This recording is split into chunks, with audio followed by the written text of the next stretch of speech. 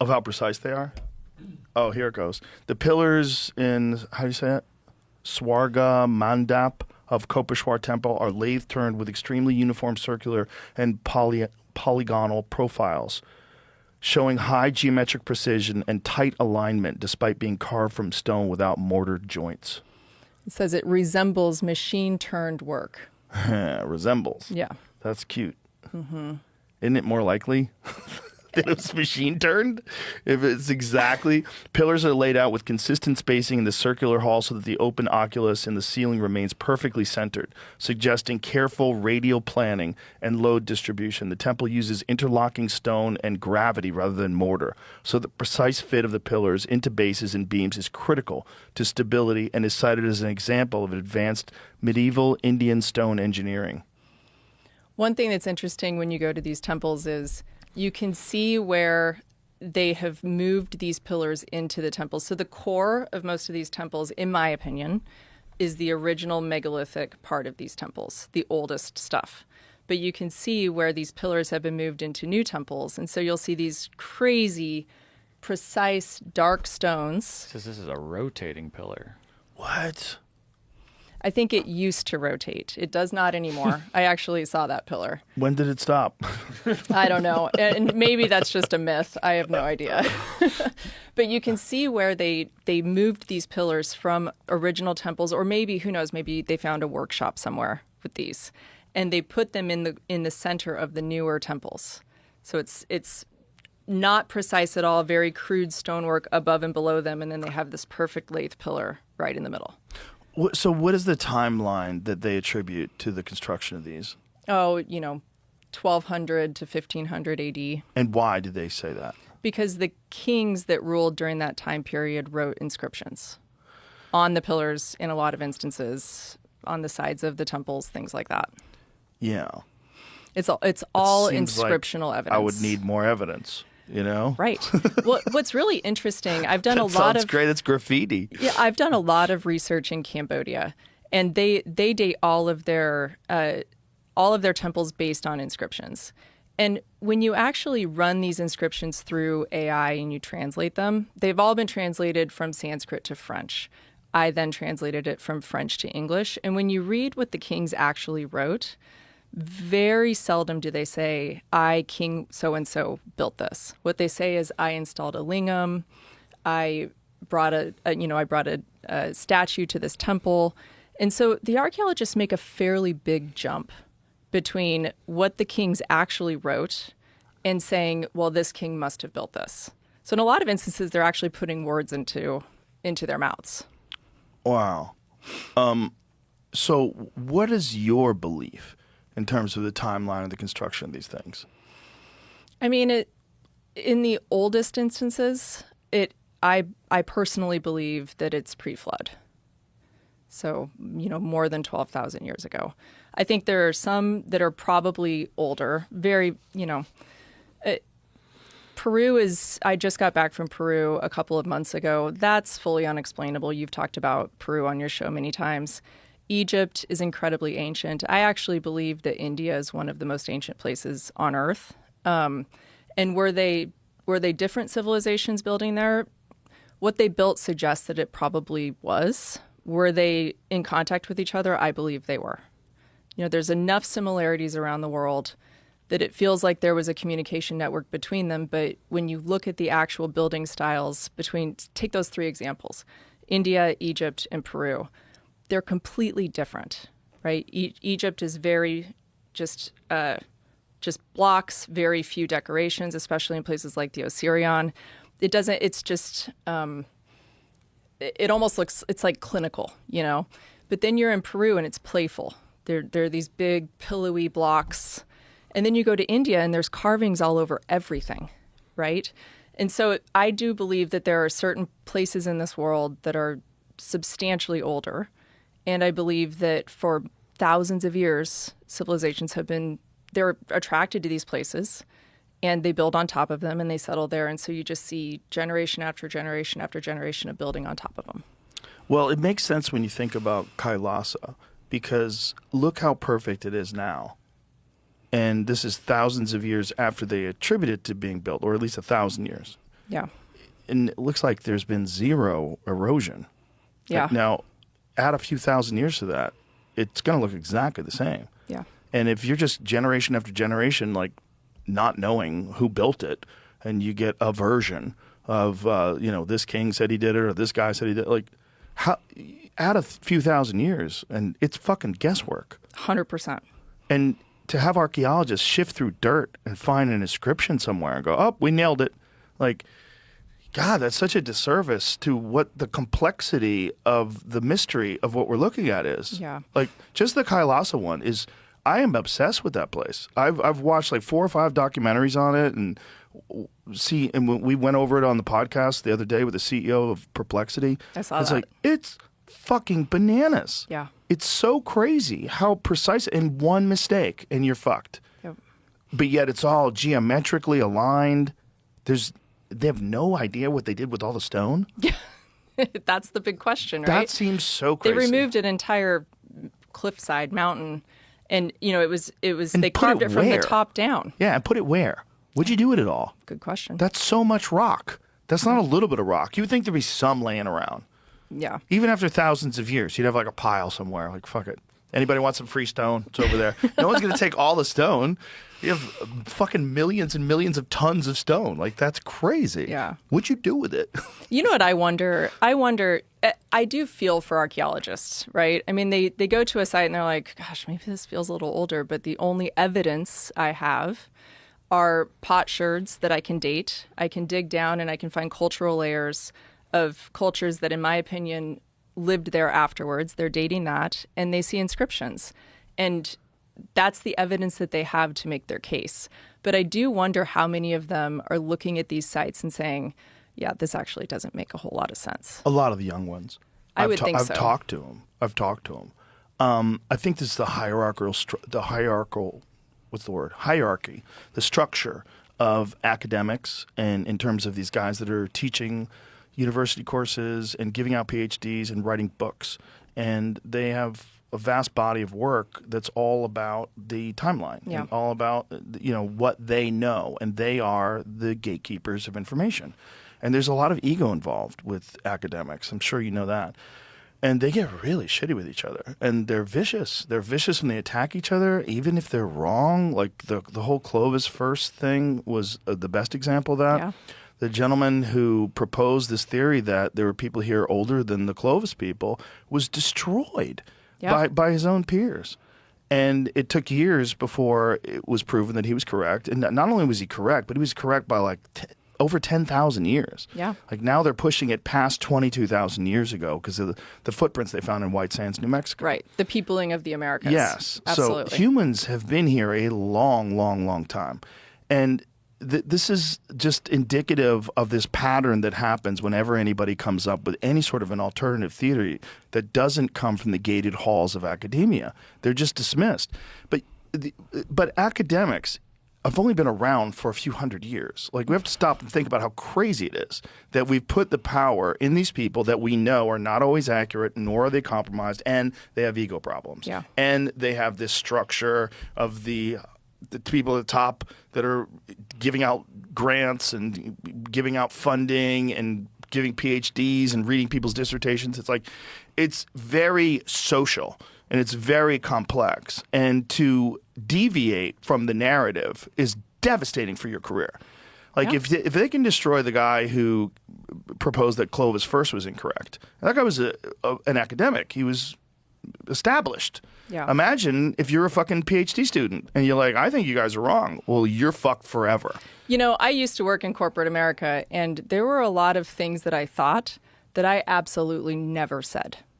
Right? So if you think about these young archaeologists, even if they see something and they think, gosh, I wish that I could dive into that and really explore how old this is, they're going to get shut down immediately, and their self-preservation mechanisms are going to kick in because they've got a paycheck. You have to sympathize with the situation that they're in. Oh, I do. I completely do. Look, we've all worked for shitty bosses. It's a terrible position to be in. Yeah. And especially if your shitty boss is in charge of the distribution of information about the history of the human race. That is crazy. That is Yes. crazy to get ego involved in that. I know. Because when you see like the attacks on guys like Graham Hancock and all these people that propose that this data that we should look at, that's just it. Like there's a bunch of data that confounds the timeline. Like it fucks it completely up. Yeah. When Göbekli Tepe came along, and then everybody was like, okay, we have a problem. We have an 11,000 plus year old structure for sure. Yeah. It was purposely buried 11,000 plus years ago. So how old is it? It's at least 11,000 years old. That doesn't make any sense because timeline of civilization is supposed to be 6,000 years ago. So now we have immense stone structures with 3D carvings that are in concentric circles. That's 5,000 years older than that. Yep. Okay, these are hunter and gatherers. They were just assholes that in their spare time from killing antelopes, they decided they were going to build immense structures on the Yep. top of a hill. Well, and don't you find it interesting that the dating of Göbekli Tepe has not opened the door to redating other sites around the world? So when you talk about the stuff in Egypt, nobody's really open to saying, maybe this is 10,000 years old. Should we look again? Right. You know, that story has been written. There's been a period on it, and it's been put to bed. Not only that, there's actual geological evidence. And this is where Robert Schoch came into play. You know, I have had him on the podcast before, and I remember watching that documentary on the mysteries of the Sphinx. And he proposed that there's water erosion on the outside of the Temple of the Sphinx. And he's taken photos of that erosion and brought it to other geologists and said, what do you think this is? And they said, well, that's water erosion. And then he shows them where it came from. They're like, I don't want to have nothing to do with this. Yeah. Which Just is kidding. It's the wind. Crazy. Which is crazy. Yeah. Imagine the timeline of human history is so controversial that you're worried that it would ruin your career if you spoke accurately about your field of expertise, which is erosion and geology due to rainfall. Thousands of years of rainfall. Well, thousands of years of rainfall means, at the very least, the Sphinx is 9,000 years old. Yeah. At the very least. But that's probably way older than that because you have to have thousands of years of rainfall from the time that it was constructed to make these kind of deep fissures into the stone. And it was buried for much of its recent history, which means there was not erosion taking place the entire time it was buried. Yeah, the whole thing's nuts. And the wind and sand erosion, that's an argument against that, right? Because it was covered in sand. Yeah. And if there was rain erosion like they're proposing, it had to have been when there was rainfall, significant rainfall in the Nile Valley. And that's way back 9,000 years ago. A long time ago. Yep. And, I guess it breaks my heart a little bit that this conversation gets shut down. Because if you think about 23andMe, right? Yeah. The number of people that have subscriptions to websites like that because they are extremely interested in where they came from. And it opens up their world when they can see 4 generations back. It gives them, people that belong to these subscription services will say, I finally have a sense of belonging. I kind of feel like I know where I came from. We as a humanity, imagine if we actually knew where we came from. I think we would feel a lot less lost. I don't think it's sad. I think it's funny. I think it's just another example of just how funny people are. How we're so weird. We're so full of shit, and we're just so filled with this desire to be correct and to enforce our narrative that we do it even with facts that are like significantly important for the entire world. And I think it's funny because it doesn't work. Because it's only opened the door to people like you and people like Derek and people like Graham Hancock and Ben Van Kerkwyk and Jimmy Corsetti and all these people that Luke Caverns, they just spend enormous amounts of time making this incredible content. Yeah. Like all the stuff that Luke has done in the Americas and South America, like good Lord, there's so many mysteries. Like explain away Sacsayhuaman. Explain away those stones. Help me out. Help me out how people with no steel and no heavy machinery move these things into position. Move these 20-foot tall, immense stones that are cut like jigsaw puzzles. It looks like they were melted into place. Yeah, it looks like a melted marshmallow stacked on top of a melted marshmallow. It's literally bananas. It makes crazy. No sense. And then you have the weirdness of these elongated heads that they find down there, these skulls that are absolutely real skulls. These are not hoaxes. They have a 20 to 30% larger brain capacity. Yep. in the skull. I have personally seen elongated skulls in 4 different countries. And it's not the same as skulls that were manipulated to be flattened. That's what's different. So when people think about this, there's a very well-known practice where they would take boards and put them on children's heads to elongate their heads. The question is, why were they doing that? And were they trying to emulate something That's right. that existed? Another type of person that was here? Well, it seems like it. And it seems like these skulls that they find, particularly in Peru, the bones are larger. It's a larger face, and they have a larger brain capacity, and they don't have that sagittal ridge. Yep, the that sagittal suture. Sagittal suture that's down the middle. So they're literally a different kind of skull. It's clearly human or some form of human, Yep. but it has more brain volume, and it's built different than us. And everybody's like, I don't see anything. Yep. They're not like, hey, maybe there was a completely different species of human that existed along with it, just like Denisovans, just like Neanderthals, just like all these new ones that they keep finding fairly recently. Like the one they found in China, the big-headed man, what was it? What was that one called again? Juliennes, Homo juliens.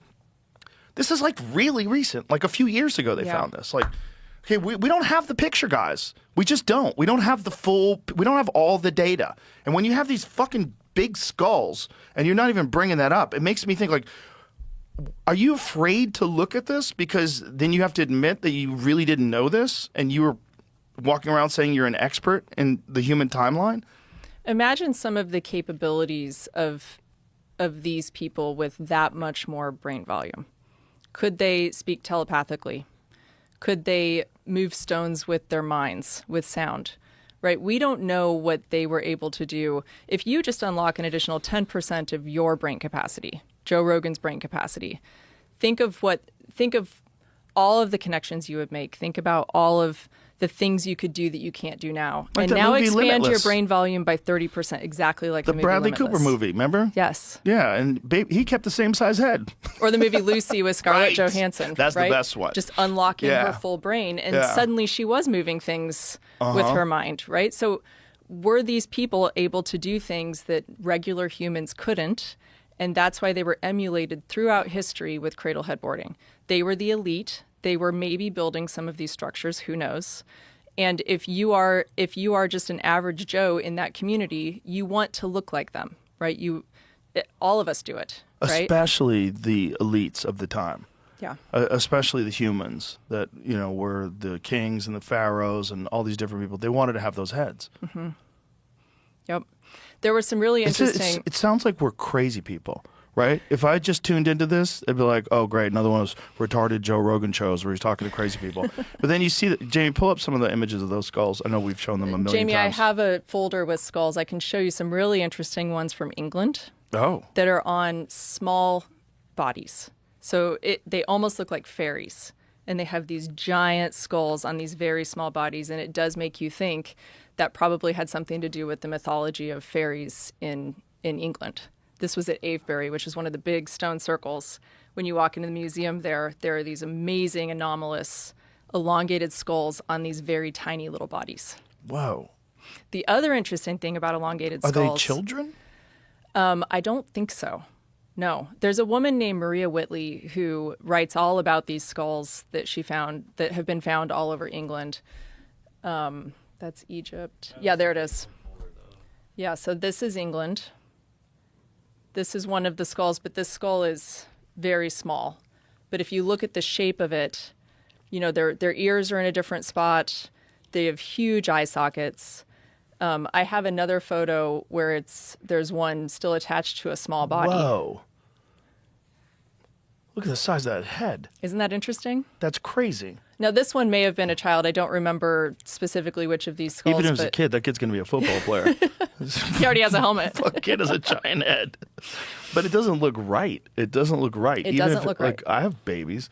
They don't have heads that big. That's crazy. Even when a baby's got a big head, when they're little and they can barely hold their head up. Yep. It doesn't look Little like that. bobbleheads. That's crazy. Another really interesting. Look how far, I'm sorry, but look how far it goes behind the spine.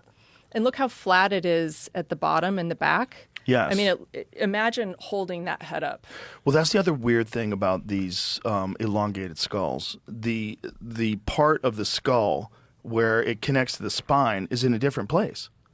Yes, which makes sense. Otherwise, you'd Yeah. I guess you'd probably your head would fall backwards. Like, look at these. Look at these that don't have that sagittal suture. That one that's closest to us. That is crazy. Yeah. So that one's in Peru. I saw that one a couple months ago. It looks completely different than the skull right behind it. Right. It's like a different kind of person. Yes. Interestingly, in a lot So of they these have elongated... like one on the side, and they don't have the one down the middle. Yeah. There's another one that's labeled Malta, and you can see the view of it from the top, and you can see how it looks completely different than any of the other. So here's an interesting thing that I'm not sure you've talked much about, Joe.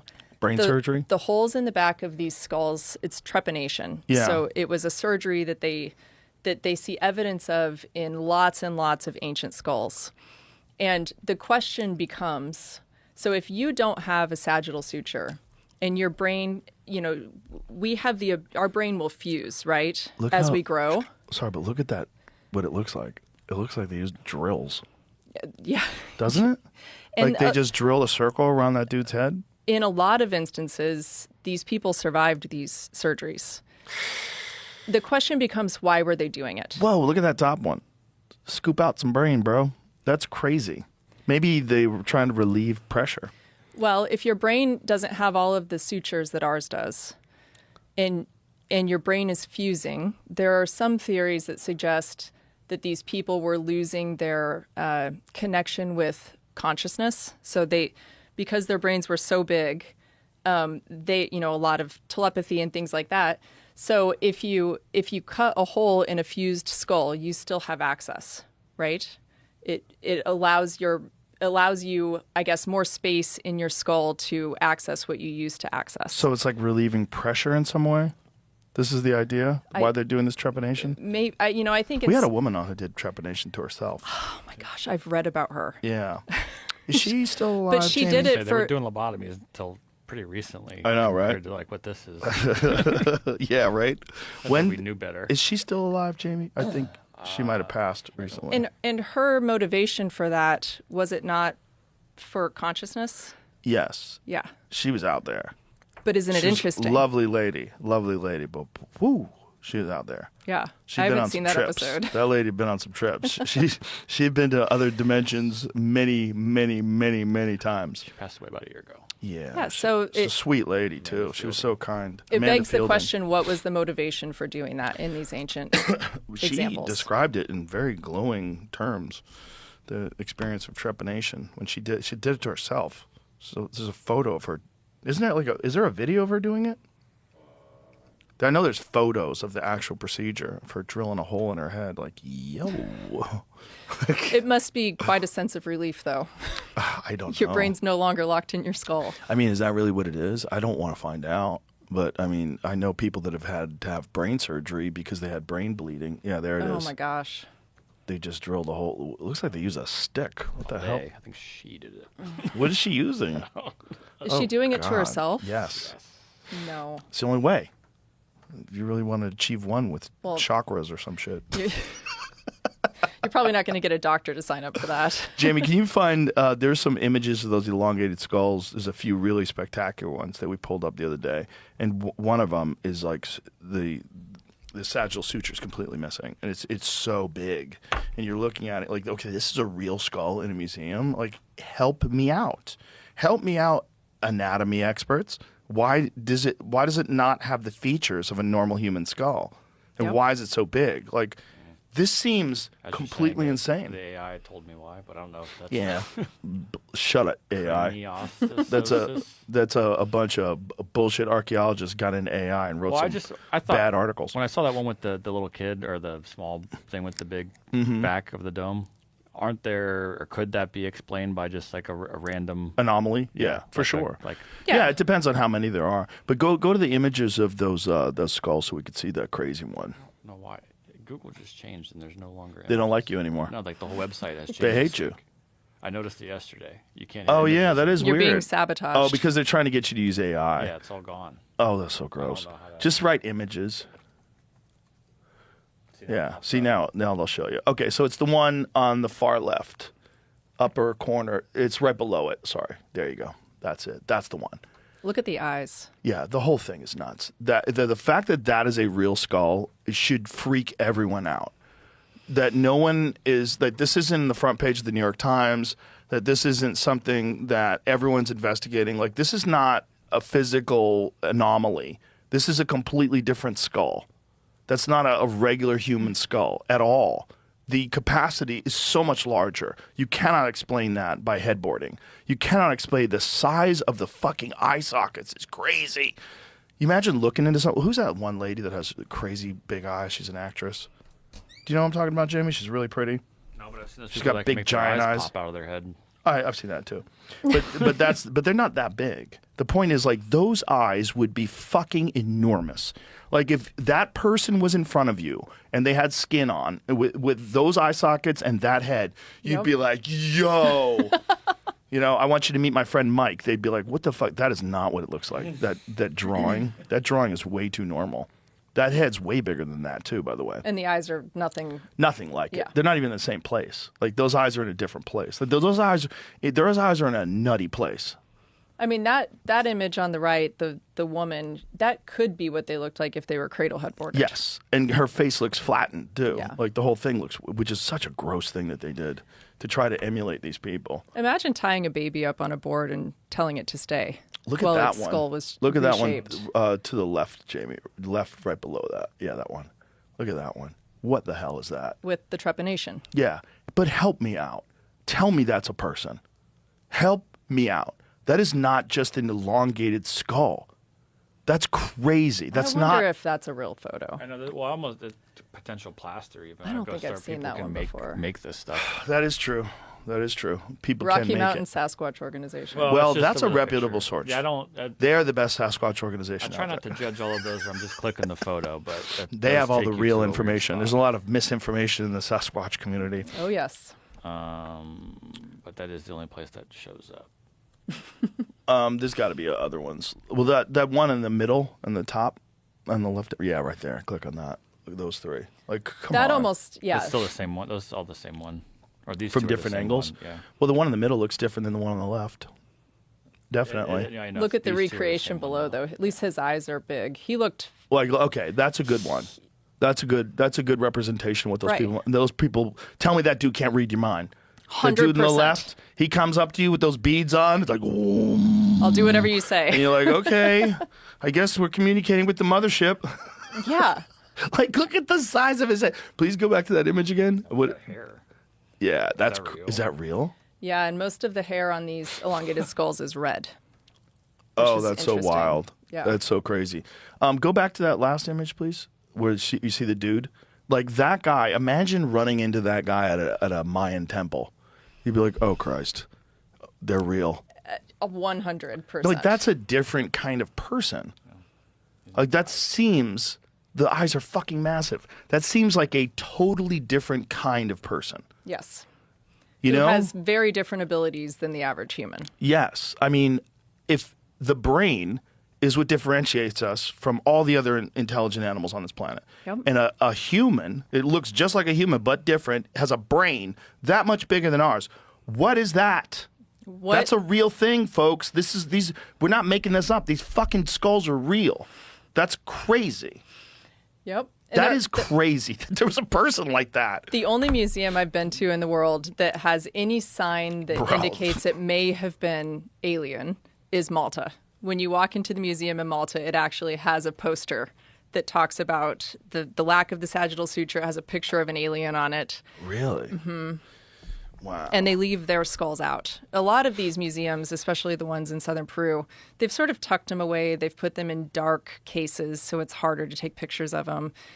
They're not out there in the open where it's easy to pop Well, it's around each side of probably- it. They're probably worried about them getting stolen too.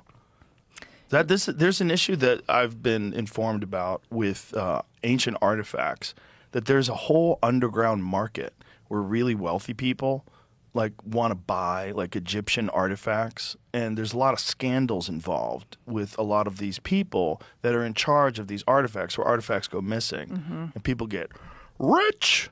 and they sell books that nobody buys, and all of a sudden they have a mansion. Yeah. Yep.